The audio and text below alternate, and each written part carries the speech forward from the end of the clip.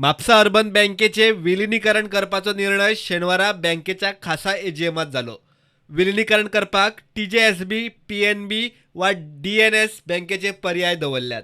To seek the merger of the Matsar Urban Cooperative Bank Limited with first PNC Bank, second TJSB Bank, and third one is DNS Bank, or any other financial institution.